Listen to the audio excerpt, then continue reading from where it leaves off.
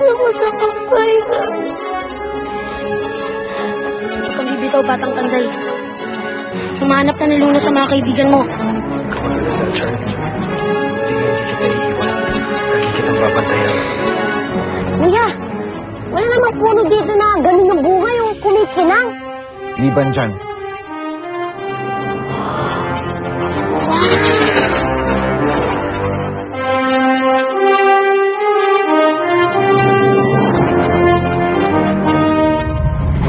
Yan ang puno na hinahanap natin. Ang puno ng Angeles. Kaya pala sabi niyo, kumikinang. Ganda oh. Ano?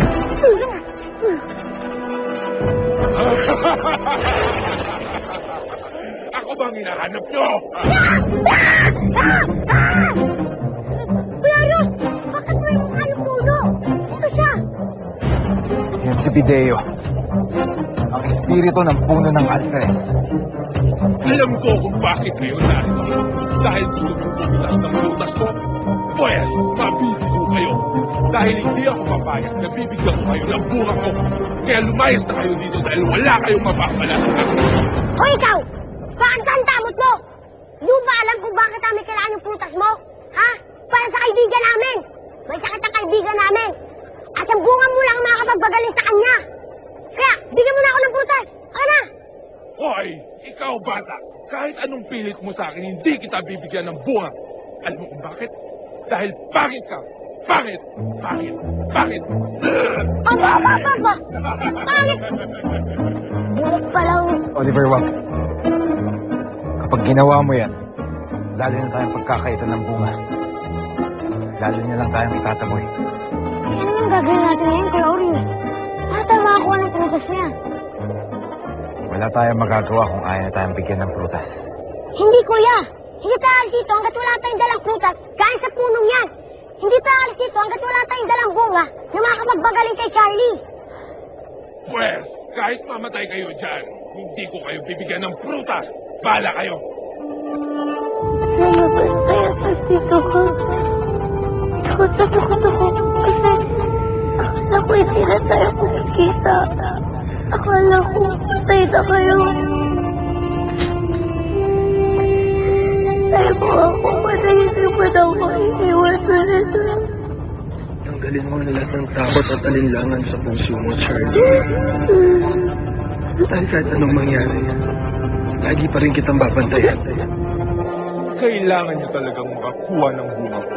Kailangan ay dumaan kayo sa aking pagsubok. Kailangan na ipakita niyo sa akin ang katangian niyo. Na ikatutuwa ko. Katutuwa? Gusto niyo po, diligan namin kayo? Ayaw. Aha! Alam ko na! Kung kailangan niya matuwa, kung kantahan kaya natin siya. Pwede no, pwede. Nahandog ko itong kanta ko para sa iyo.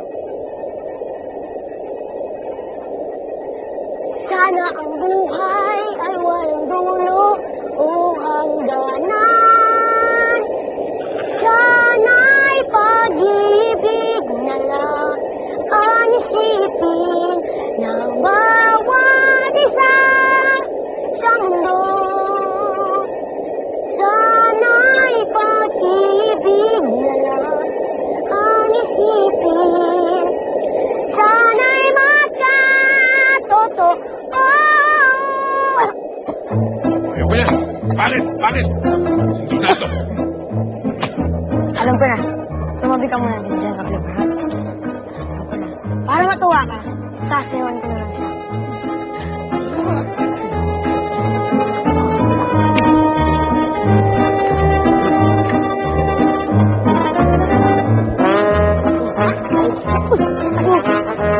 Dito lang. Bakit? Hindi sa katawan. Ayoko yan. Bakit? Ayoko. Alam ko na. Kung mag-teamwork kaya tayo, magpakitang giras tayo, sabay ka paglaban. Eh?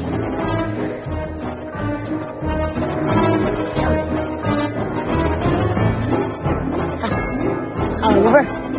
Dahil!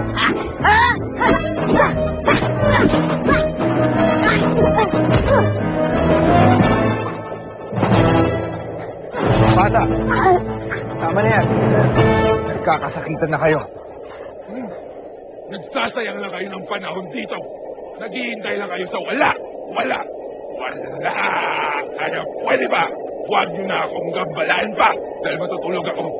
Di po kami pwede umalis dito hanggang di po kami nakakuha ng prutas nyo. Kasi yun lang po yung makapagpapagaling sa kaibigan namin, si Charlie.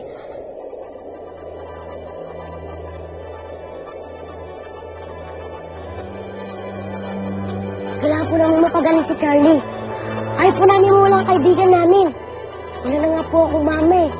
Patay na siya. Pati na rin po yung tatay ni Charlie. Wala na rin po. Patay na rin po siya. At hindi po kami papayag. Dapat si Charlie, mawala po sa amin. At ang puntas nyo lang po makakapagpagaling sa kanya. Kaya please po, bigyan niyo po kami ng puntas ninyo. Parang awan niyo na, please, please. Tulungan mo na kami. Sirito lang po ng alferes. Kailangan na talaga namin ng prutas mo. Kasi yung prutas na yun, magpapagaling sa kaibigan namin. Kaya maawa na po kayo. Namin kakayanin kung wala si Charlie.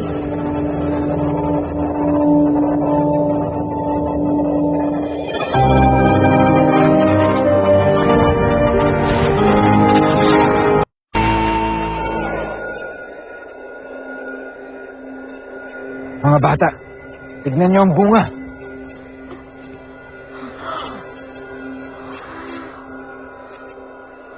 Anong nangyayari, Kuya Orius?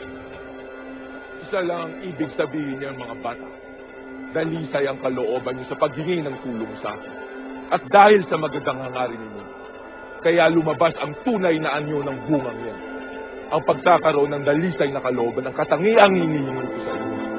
At dahil dyan, nalampasan niyo ang pagsubok ko. Pwede niyo na ngayon makuha ang mahiwagang bunga. At sana, mapagaling niyo ang kaibigan niyo. Sige, akyatin ko na. Ako nang bahala dyan, Haji. Balik talungin mo lang, ha? Sige.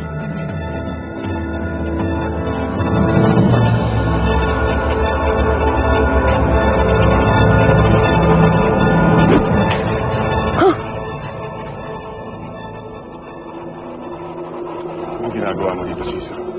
Napakatahimik ng paligid, Panginoon. Pero hindi ako mapalagay sa katahimikang ito. Dahil anuman sandali, pwedeng sumugod ang mga kalaban natin dito. Andito ako para protektahan kayo. Anong kinatatakot mo? Alam kong walang makakatalo sa kapangyarihan niya, Panginoon. Iban sa espada ng panday. At yun ang hawak na sandata ng ating mga kalaban. Kaya hindi mo maalis sa akin ang mag-alala. Lalo na sa 3 bata pang piraso ng espada ni Flavio. Hangal! Nakalimutan mo na ba na isalin ko na ang kalahating kapangyarihan ng espada ng panday sa espada kong itim? Kaya patas na sila ngayon ang kapangyarihan. Hindi na sila dapat katakutan. Di pa rin ako makapaniwala na dilisan ng kalooban ng palakailangan po nun para makakuha tayo ng prutas. Kung alam ko lang sana, nung una pa lang, tinanamaan ko rin parang matinding umiyak ako ng umiyak. Nararamdaman ng espiritu ng punong alferes na malinis ang hangarin niyo. Kaya ipinagkaloob niya sa atin ito. Makapangyarihan ang katas ng prutas na yan. Hindi lamang ito nakakapagpagaling. Nakakalinis rin ito ng kalooban ng kahit sino ang makakain ito. Kailangan natin dalhin kay Charlie, Kuya Orius. Tara, umalis na tayo dito. Tara. Tara. Parang may nagmamasid sa atin. Masama ang kutob ko, mga bata. Baka kalaban yan. Bilisan na natin bumalik kay Charlie.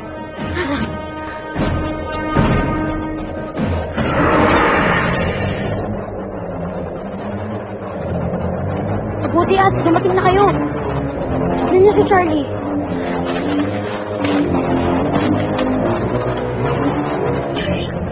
Glorious! Bakit ka ng kulay niya?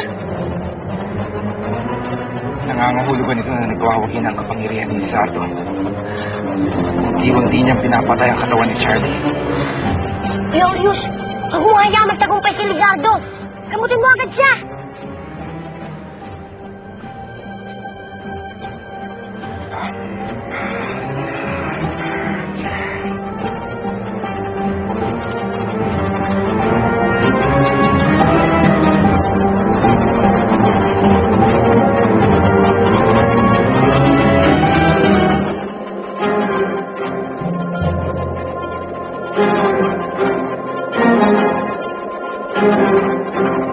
Bakit ayaw? Hindi siya gumagaling. Ito pa.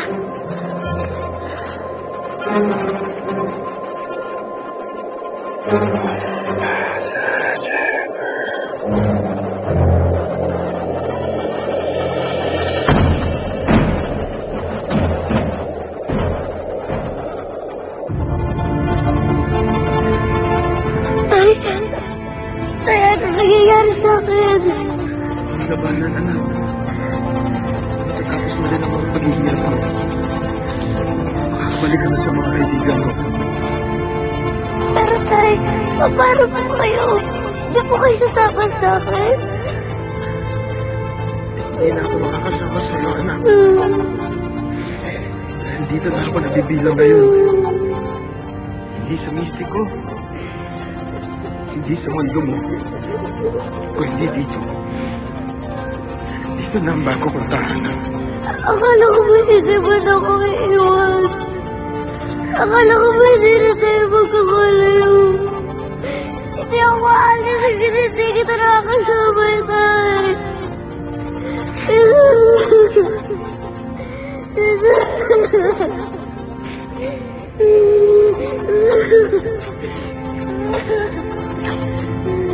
Dito ito ang panahon naman tayo magsama.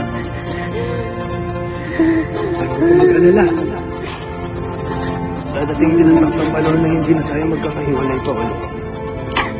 Pag dumating ang panahon na yun, hindi na ako makakasama mo.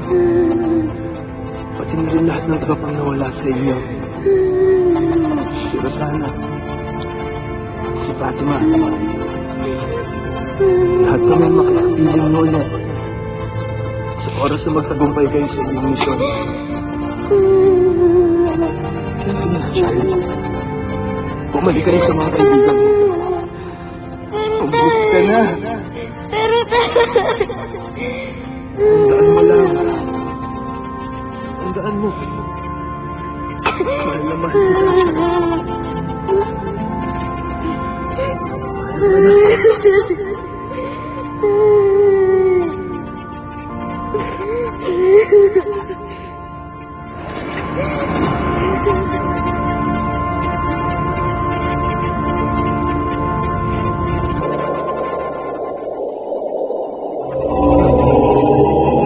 nawawala na yung pangingitim niya.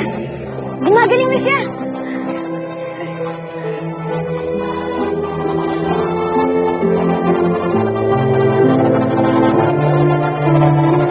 Tay? Charlie!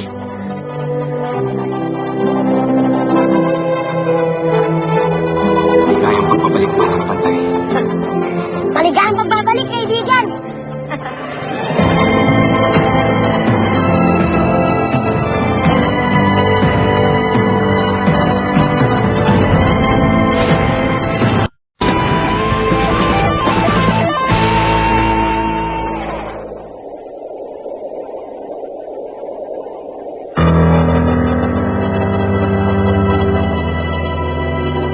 Bakit, Haji?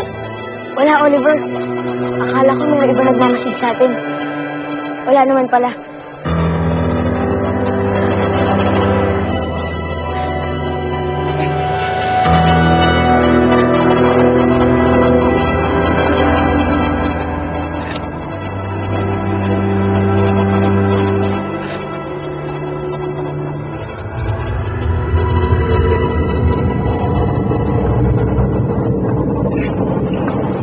Barba, dapat yata nagpapahinga ka na. Paano ko magagawang magpahinga? Kung naiisip ko palagi na hanggang ngayon, buhay pa ang kalaban natin. Masyado na silang pinagbibigyan ng ating Panginoon. Kung hahayaan niyo ako, magagawa kong tapusin ang buhay ng mga batang panday. Marva, uminahan ka. Bata ka pa. Bata rin ang mga panday, Ama. Pero lumalaban sila. Ginagawa nila ang trabaho nila bilang mandirigma. Hamak naman mas malakas ako sa kanila. Pero bakit hindi niyo ako hinayaang makipaglaban? Minamaliit niyo ba ang aking kakayahan? Hindi kita minamalit, Marva. Alam kong malakas ang kapangyarihan mo. Lalo na Diyosa ng bulkan ng iyong ina. Pero napakabata mo pa. Hindi mo pa ito magagamit ang tama. Marva, pwede ko mapahamak sa sarili mong kapangyarihan kapag nagkamali ka ng gamit ito. Kung ganun, totoo nga. Minamalit mo ang kapangyarihan ko. Papakita ko sa'yo. Papatunayan ko na mas malakas ako at makapangyarihan sa mga batang panday.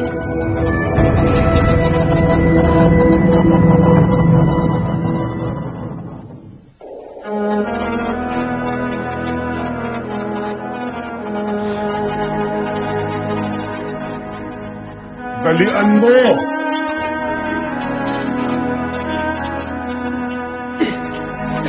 Charlie! Tumakas ka na! Ako! Charlie!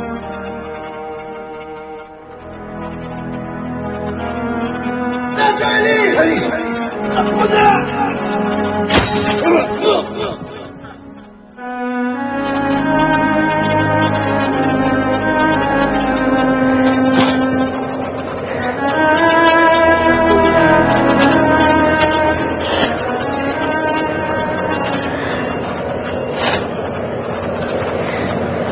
Charlie, bakit ka umiiyak?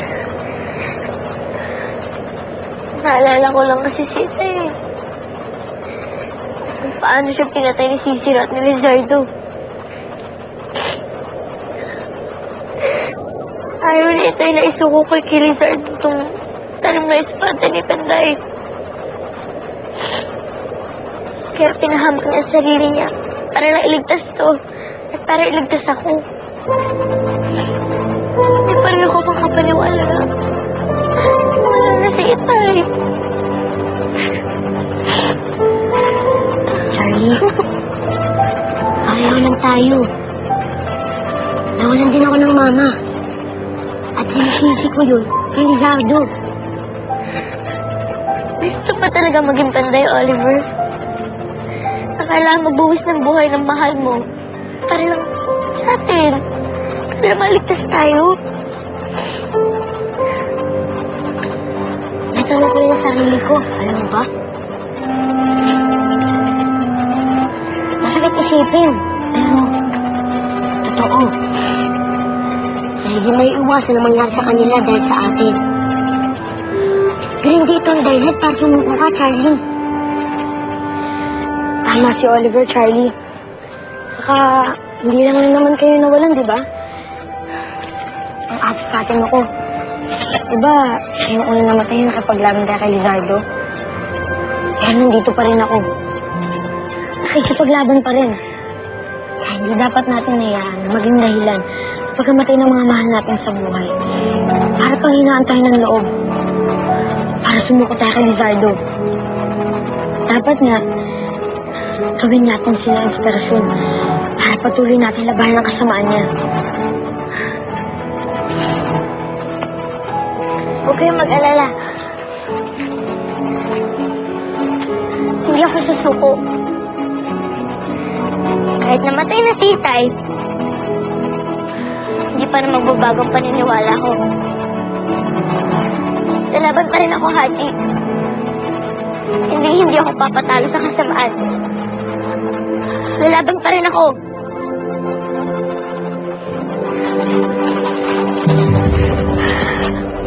One for all? All for one! Buo pa rin pala ang mga hangal na batang ito. Tumawag pa rin si Charlie. Tila yata wala na rin ang itim na kapangyarihan niyo sa kanyang katawan.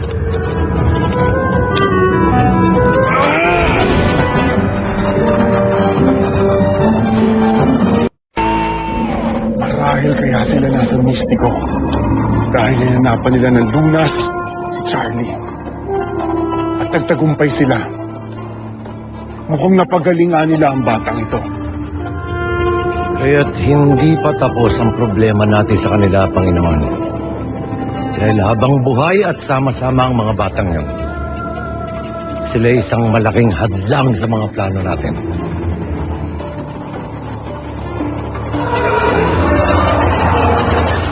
Panginoon, anong ginagawa ninyo? Gumagawa ako ng halimaw na maaari kong padala sa mistiko at labanan ng mga batang panday. Naway, sa halimaw na to, papatay niya na ang isip ng batang ito.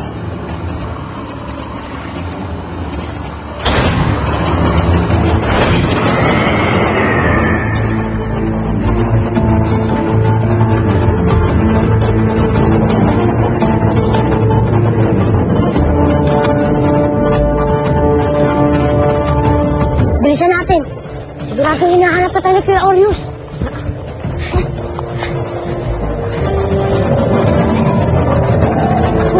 Oh, ano yan? Ano yan? Oh, ano pa? Hindi mga kalaban na naman. Handa kayo. Papalaban na naman tayo.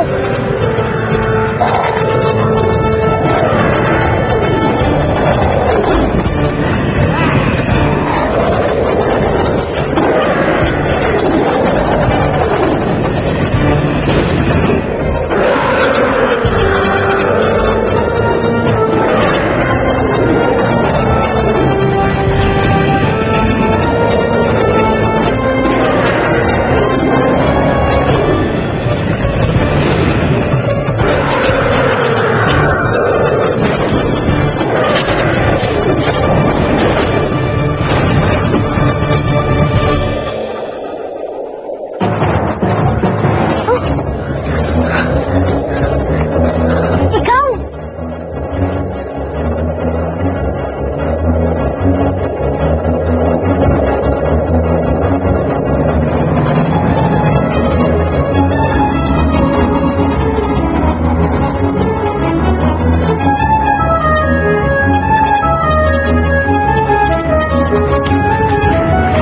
Panginoon, anong mga abong nasa palad mo?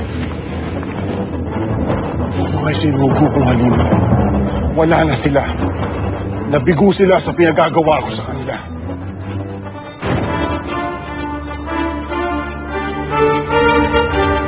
Ipakita sa akin ang mga batang panday!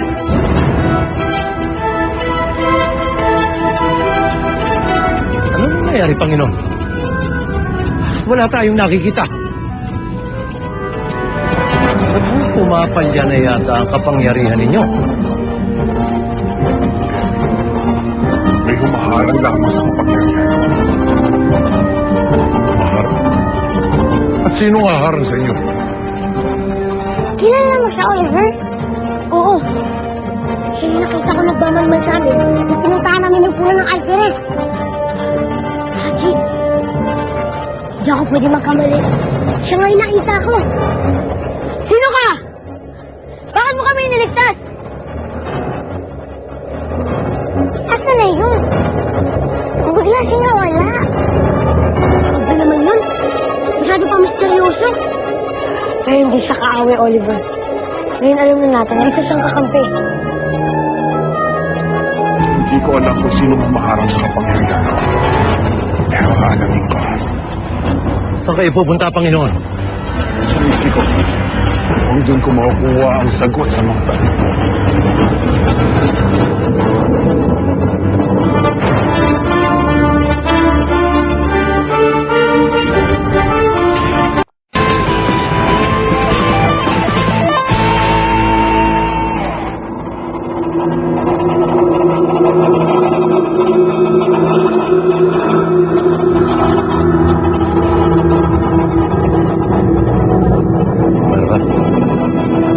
Bakit? Mukhang malungkot ka. Hindi ko kay Ama. Ayaw niya akong payagan na makipaglaban sa mga batang panday. Huwag mo pagtawanan. Seryoso ako. Gusto kong labanan ng mga batang panday. Huwag mo sabihin mo hindi ako magdadalawang isip at pakit sa iyo ang lakas ko. Hindi kita minamaliit, Mama. Totoo nga hanga pa ako sa pinapakipagkat. Lalo tigit ngayon na kailangan natin ng maraming kakampi laban sa mga kaaway natin. Ayan mo, kapag ka dumating na ang ating Panginoong Lizardo, ipapaalam ko sa kanya ang nais mo. Bakit? Saan mo ba nagpunta si Rizaldo?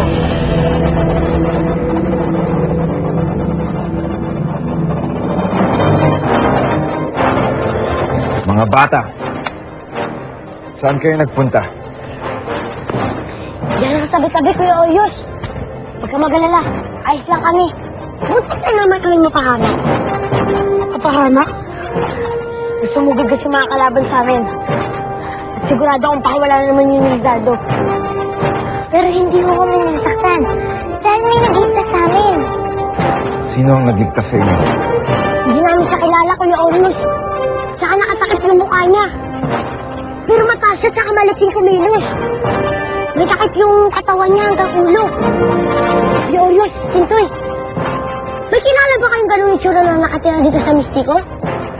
Wala, Oliver. Wala akong alam na ganun din lang na nakatira dito. Maski ako. Hindi ko siya kilala. Pero kung sino man siya, nagpapasalamat ako at niligtas niya kayo.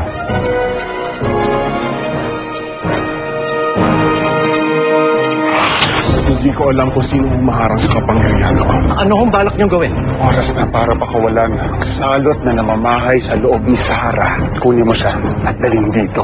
Orius, may gusto sana akong sabihin sa'yo eh. Ginamit ko yung powers ko kay Sarah. Nakita ko madaming paniki. Salot at kasamaan ang dala ng mga paniki. Ito na po ang pinagutos niyo. Kamusta, Sarah? Oras na para gampanan mo ang iyong tadhana.